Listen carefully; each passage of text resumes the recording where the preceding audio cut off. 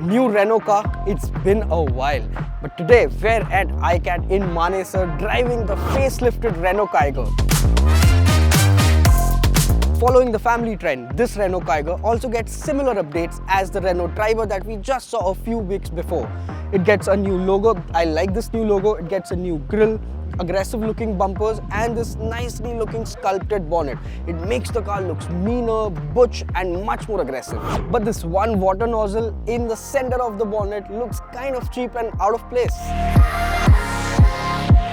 On the side profile, it's essentially the same car, but it does get a few new good changes like the 360-degree camera over here, a new turbo badging, new 16-inch wheels with red brake calipers, and these roof rails can now bear 50 kgs load. That's pretty good.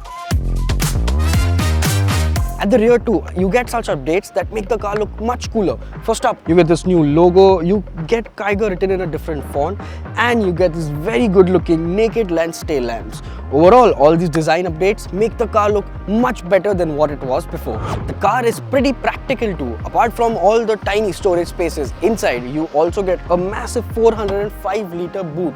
And it is nice and deep. You can store a lot of bags. Pretty good for a road trip.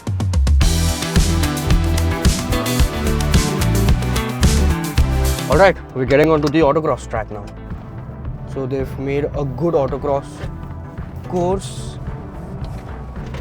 But the biggest problem is that the car cuts power when you're turning. And that's a big problem for this autocross course. Because it's been made in such a way that the corners are flowing and when you need power in the corners, you don't have any. Pretty decent for a car this price. This Kiger gets the same engine options as before. The 1-litre 3-cylinder turbo-petrol unit or the 1-litre 3-cylinder naturally aspirated one. The NA engine makes about 71 bhp and 96 Nm of torque, while the turbo unit, the one we're driving today, makes 98.6 bhp and 160 Nm of torque. But in this, the CVT, it makes lesser power. It makes 152 Nm. So maybe the manual is the best option to go for. And the Renault Kiger seems to do well over here. We've got a few activities to do today. We've got a lane change, we've got this high-speed oval track, we've got autocross, and we've got 0 to 100 kmph. So I'm done with autocross and 0 to 100 times, which is better. I wanted to do that before I get onto the oval track to really understand how the car is otherwise. And over here, it's decently quick for the 0 to 100 kmph time, and the transmission is good as well. I like the CVT. It's like a normal CVT, but it's not bad, it's not lethargic, you don't have that very big rubber band effect. It's pretty contained in that way. There's also the 5-speed manual. I have not driven the 5-speed manual yet, but I think that the 5-speed manual would be much better to drive and more fun to drive than this CVT over here. There's also a sense of premiumness inside. You get features like automatic headlamps and automatic wipers now. You get an LED front fog lamps. There's a lot of premium stuff inside too. You get a nice new steering wheel with this new logo and this yellow contrasting stitching which is over here on the gearbox and on the seats. There's also this Renault logo on the seats which does look good. So I think the cabin looks pretty premium. You also get this textured material on the dash. I like it. It looks good. It's not carbon fiber, but it looks good. You also get these new buttons over here. So ventilated seats, 360-degree cameras, wireless charger, everything's been added to the car.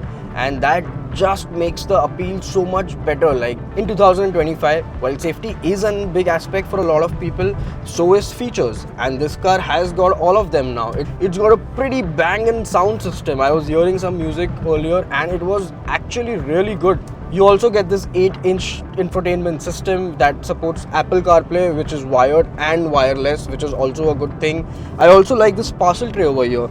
I like the way that this shuts and opens, and all of this, including this, everything is combined, so you can actually store something big, like a big bottle or something big that you want to store. It's pretty easy to store. Since before, this also shares things with the Nissan Magnite, and in both cars I really like how the center console is placed. I like that you have the start stop button instead of being here or here, it's over here. It kind of gives you like a race car feeling, right?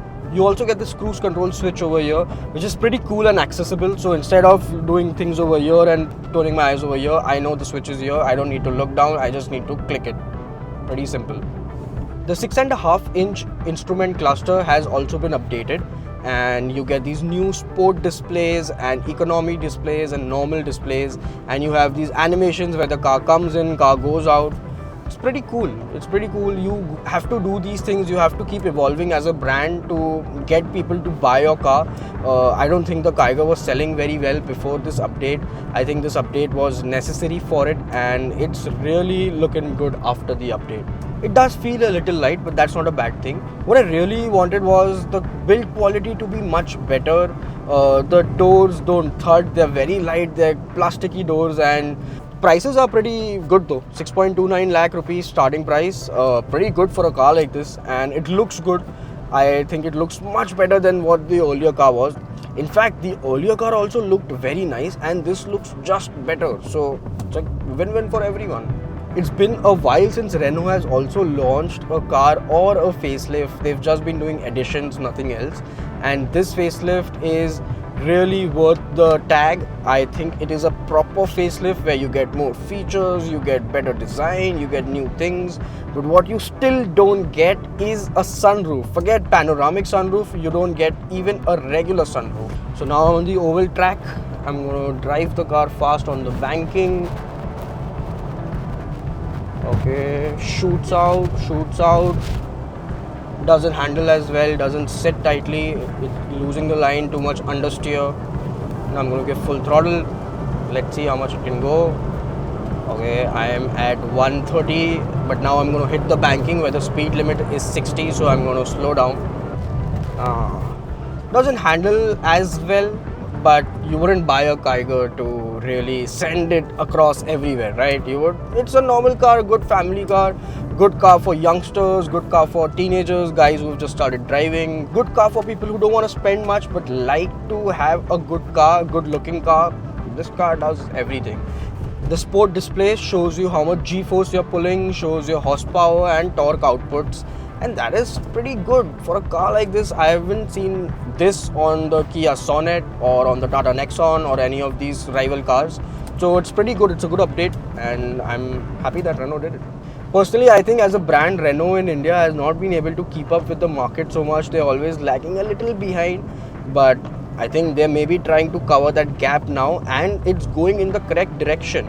And Renault in India is not just the Kwid, Triber and Kiger, right? They've also sold in the past the Koleos, the Fluence, the Scala, the good cars. The Koleos and Fluence was really very good. Not only are the design changes good, but also the car is pretty affordable. 6.29 lakh starting price and goes up till 11.9 lakh rupees for this one, the top end variant with the CVT transmission.